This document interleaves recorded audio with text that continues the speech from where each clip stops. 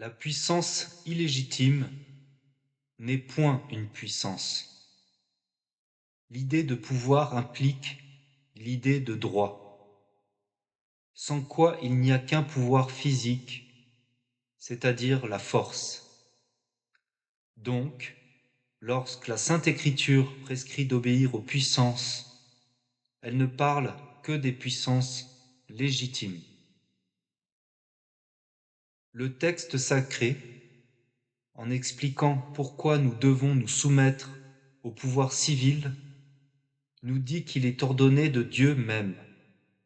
qu'il est le ministre de Dieu lui-même, et il est clair que l'usurpation ne se trouve jamais revêtue d'un si haut caractère.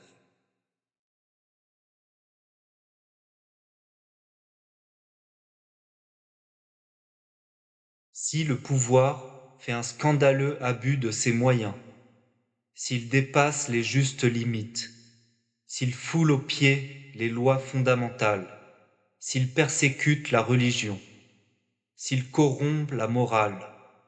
s'il outrage la dignité publique,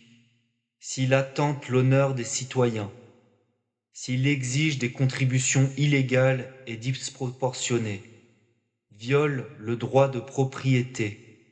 s'il aliène le patrimoine de la nation, démembre le pays, répandant sur le peuple l'ignominie et la mort, le catholicisme, dans ces cas, prescrit-il aussi l'obéissance? Défend-il de résister? Oblige-t-il les sujets à rester tranquilles, dociles, comme l'agneau entre les griffes de la bête fauve? Dans des circonstances si désastreuses, l'Église catholique laisse-t-elle les peuples sans espérance et les tyrans sans frein? Dans des circonstances si pressantes, ne point résister n'est pas une prescription dogmatique. Jamais l'Église n'a enseigné une pareille doctrine. Non seulement le droit à l'insurrection existe, mais dans certaines circonstances, l'usage de ce droit devient même obligatoire, par le devoir qui incombe à tous les citoyens de contribuer au bien commun, qui peut aller jusqu'à l'obligation de prendre les armes, quand l'exige le salut de la patrie menacée d'une ruine imminente. La nécessité de l'insurrection contre une autorité illégitime ne peut exister dans l'ordre moral sans se traduire par un devoir dans l'ordre matériel. Ce devoir incombe naturellement à la société politique tout entière. L'insurrection étant un fait que ne peuvent réaliser les forces d'un seul individu. Mais tous n'ont pas l'obligation d'y concourir au même degré. Le militaire avant le citoyen, le célibataire ou l'homme dégagé des liens de famille avant l'homme forcé de pourvoir à l'éducation et à la subsistance des siens. Ce devoir n'est jamais plus strict et plus pressant que lorsqu'il s'agit de défendre les autels menacés, les croyances attaquées et battues en brèche, les temples mis au pillage. Ceux qui se disent libéraux professent le droit d'insurrection pour défendre la seule divinité qu'ils adorent, la liberté. Cette liberté liberticide, qui n'est autre chose que la domination tyrannique des méchants sur les bons et de l'athée sur le croyant. La liberté de conscience pour ceux qui n'en ont pas. La liberté de culte pour ceux qui n'en pratiquent aucun. Eh bien nous, à notre tour, nous proclamons comme un droit et comme un devoir l'insurrection pour la défense de notre liberté religieuse, de notre liberté de conscience, de notre liberté d'adorer Dieu comme Dieu veut être adoré, de celle de vivre chrétiennement et de faire le bien.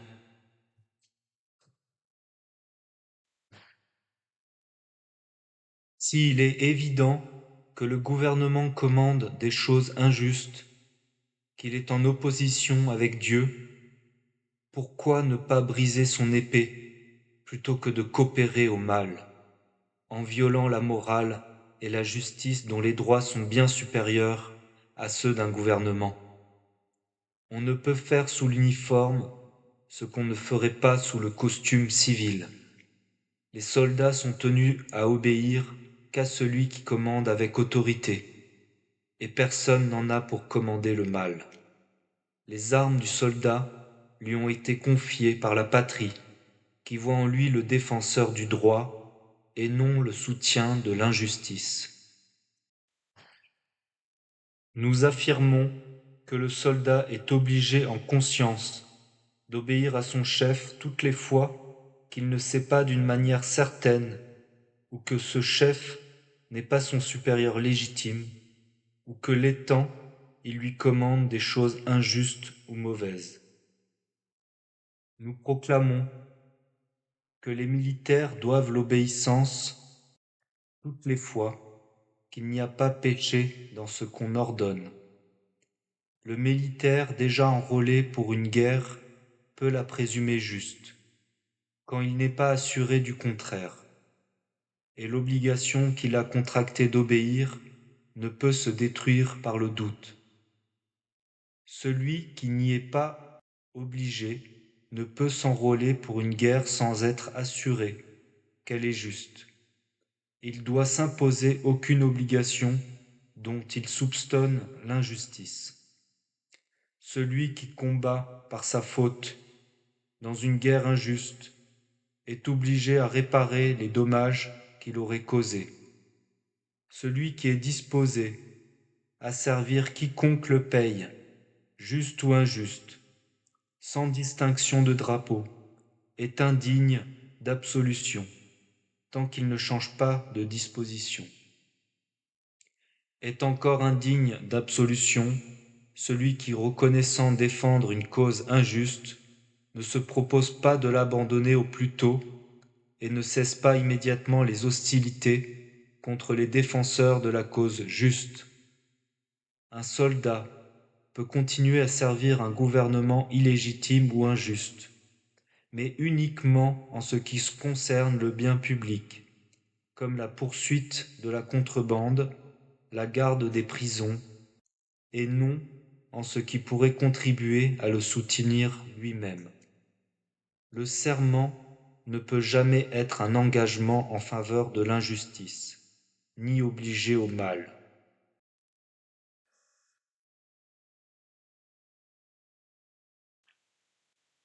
Si les machinations et les conspirations étrangères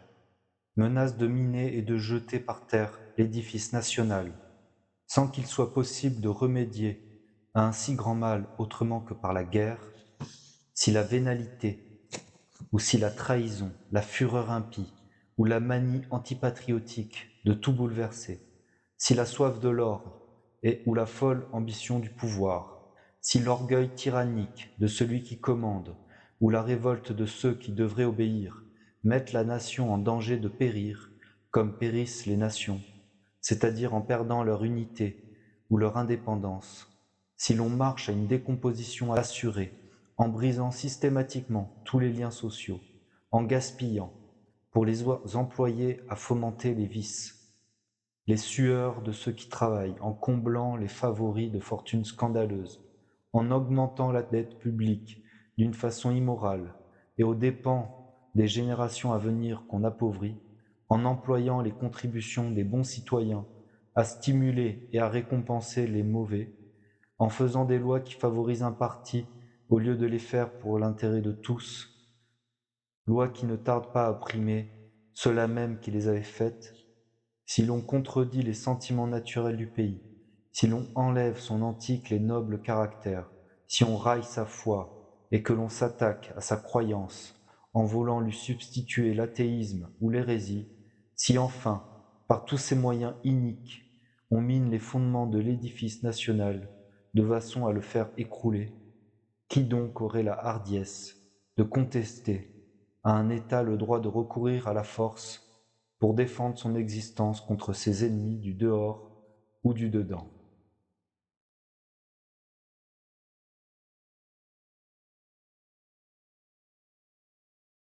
L'idée du roi chrétien, telle que saint Augustin l'a décrite en ces lignes. S'il commande avec dignité, si, au milieu des louanges trop flatteuses qu'on leur adresse, des respects trop serviles qu'on leur porte, ils ne s'enorgueillissent pas, mais se souviennent qu'ils sont hommes, s'ils se servent de leur puissance, surtout pour répandre le culte du Seigneur, et se faire les serviteurs fidèles de la majesté divine, s'ils craignent Dieu, s'ils l'aiment, s'ils le servent, s'ils ont plus d'amour pour leur royaume, où les compétiteurs ne sont point à craindre, s'ils sont lents à punir et prompts à pardonner, s'ils emploient les châtiments plutôt par la nécessité de défendre l'État que pour satisfaire aux ressentiments et aux inimitiés, s'ils pardonnent, non pour laisser le crime impuni, mais dans l'espoir de corriger le coupable, si forcés, quelquefois d'agir avec rigueur, ils tempèrent cette sévérité par la douceur et la bienveillance, s'ils ont d'autant plus de modération qu'ils ont plus de pouvoir, s'ils aiment mieux commander leurs mauvaises passions qu'au peuple de la terre, et s'ils agissent ainsi, non pour acquérir une vaine gloire, mais pour l'amour du bonheur éternel, ce sont là les monarques que nous appelons heureux.